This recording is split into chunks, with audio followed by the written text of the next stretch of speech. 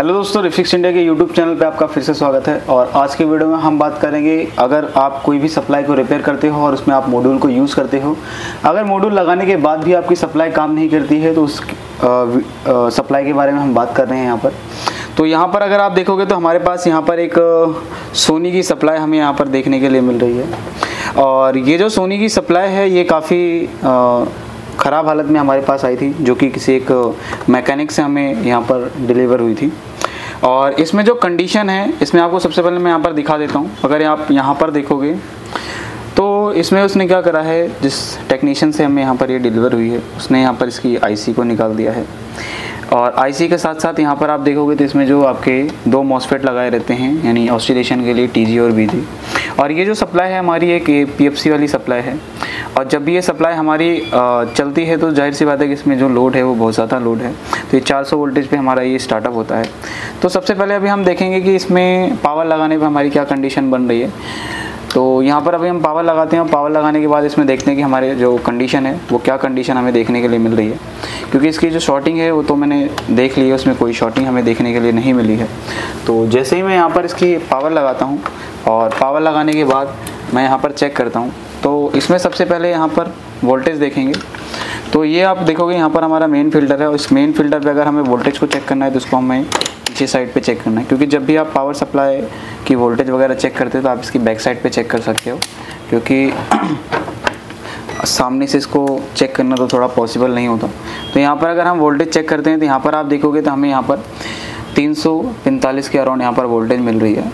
और ये वोल्टेज हमारी बिल्कुल ओके तरीके से हमें देखने के लिए मिल रही है। और ये वोल्टेज बनने के बाद यहाँ पर आउटपुट में हमें जो वोल्टेजेस मिलनी चाहिए, जैसे कि हमें स्टैंड बाई की वोल्टेज मिलनी चाहिए, 12 वोल्ट की सप्लाई मिलनी चाहिए। तो यहाँ पर अलग अलग वोल्टेज मिलती है। तो यहाँ पर अगर हम चेक करते हैं तो हमें जो वोल्टेज देखने के लिए मिल रही है वो यहाँ पर एक 3.3 वोल्ट यानी कि स्टैंड बाई की वोल्टेज हमें देखने के लिए मिल रही है। अब ये 3.3 वोल्ट बनने के बाद होता क्या है कि आपकी जो ये सप्लाई है यहाँ पर आपके बनने चाहिए, यहाँ पर मेन फिल्टर पे 400 वोल्ट की सप्लाई यहाँ पर बननी चाहिए थी।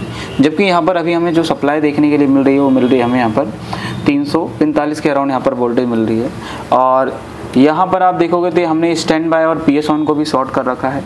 ये हमने इसलिए शॉर्ट करा है क्योंकि जब तक आप पीएस ऑन और स्टैंड बाय को शॉर्ट नहीं करते हो, जब तक आपकी पीएफसी का जो सेक्शन है वो ऑन नहीं होगा, और जिसकी वजह से यहाँ पर हमें 400 वोल्ट की सप्लाई देखने के लिए नहीं मिल रही है। अब बात ये आती है कि यदि आप इस मॉड्यूल का यूज़ करते हो यहाँ पर, और इस मॉड्यूल का यूज़ अगर आप करते हो इस सप्लाई को ऑपरेट करने के लिए, तो आपका जो पीएफसी है वो ऑन होना चाहिए। तो अभी हम ये सबसे पहले देखेंगे इस मॉड्यूल को लगा के, मॉड्यूल को लगाने के बाद हमारी क्या कंडीशन रहती है।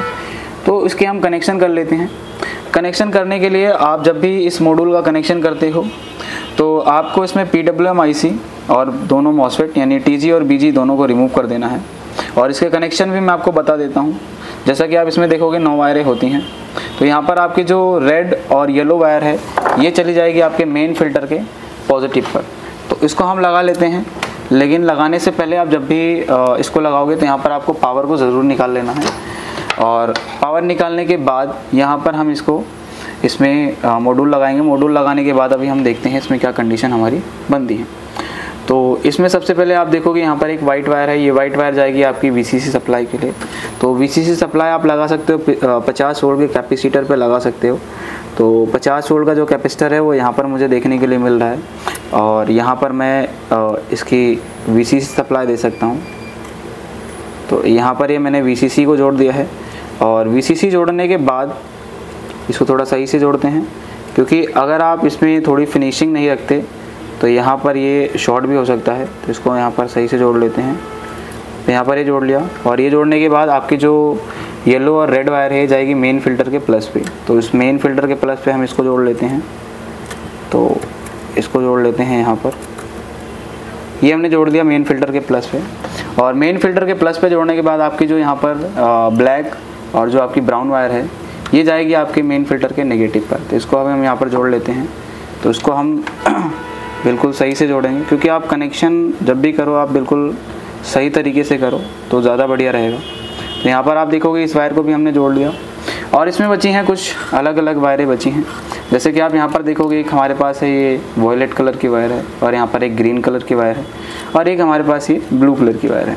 ये जो आपकी ब्लू कलर की वायर होती है ये आपके जाएंगे टीजी के सोर्स पर और बीजी के ड्रेन पर। तो यहाँ पर आप देखोगे 2 मॉसफेट लगाए हैं और एक का ड्रेन दूसरे के सोर्स से ज्वाइन हो रहा है। तो यहाँ पर सबसे पहले हम क्या काम करेंगे कि जो आपका सोर्स जिस ड्रेन से ज्वाइन हो रहा है उसके ड्रेन पर हम यहाँ पर इस ब्लू वायर को ज्वाइन कर देंगे। तो यहाँ पर हमने इस ब्लू वायर को ज्वाइन कर दिया और ये ब्लू वायर ज्वाइन करने के बाद हमारे पास बची हैं यहाँ पर अभी ग्रीन वायर और वायलेट कलर की वायर। ये जो ग्रीन वायर है ये जाएगी ऑप्टो कपलर की पिन नंबर 1 पर। तो यहाँ पर आप देखोगे ये हमारा पास ऑप्टो कपलर है और इस ऑप्टो कपलर के अगर पिन नंबर 1 को मैं देखना चाहता हूँ तो इसको मैं सप्लाई को घुमा लूँगा और यहाँ पर अगर आप देखोगे तो ये हमारी कपलर की जो पिन है पिन नंबर 1 है। यहाँ पर देखो आपके पास एक डॉट दिख रहा होगा, ये डॉट का मतलब होता है पिन नंबर 1। तो यहाँ पर एक डॉट है, इस डॉट से हमें पता चलता है पिन नंबर 1 इधर है। तो यानी कि जो हमारी ग्रीन वायर ज्वाइन होगी वो इस पॉइंट पे ज्वाइन होगी। तो इसको हम यहाँ पर ज्वाइन कर देते हैं। तो इसको हम यहाँ से ऐसे ज्वाइन कर देंगे और जो वॉयलेट कलर की वायर है इसको भी हम यहाँ पर ज्वाइन कर लेते हैं। तो यहाँ पर इसको हम ज्वाइन कर लेते हैं।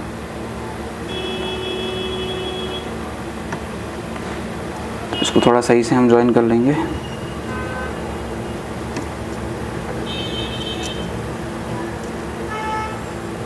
तो यहाँ पर ये हमने दोनों वायरों को ज्वाइन कर लिया है।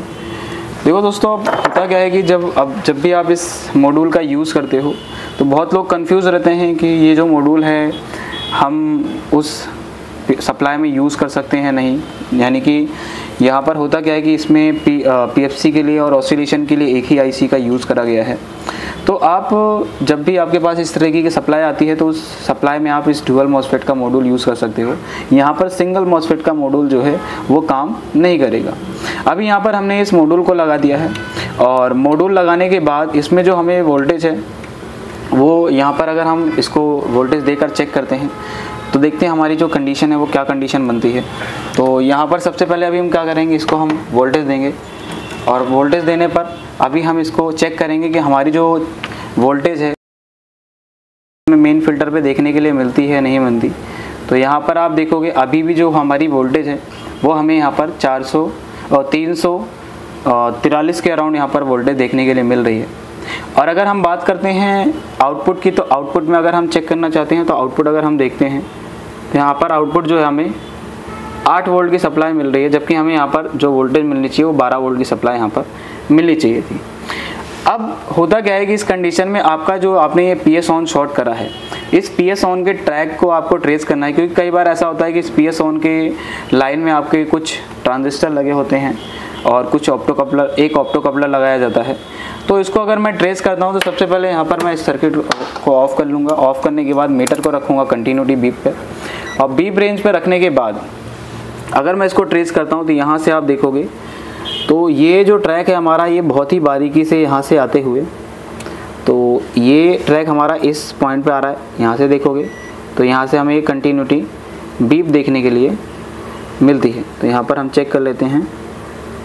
तो आप यहाँ पर देखोगे हमें कंटिन्यूटी बीप मिल रही है और ये जो बीप है यानी हमें इससे कंफर्म चल रहा है कि हमारा जो ट्रैक है वो यहाँ तक बिल्कुल परफेक्ट तरीके से आया है।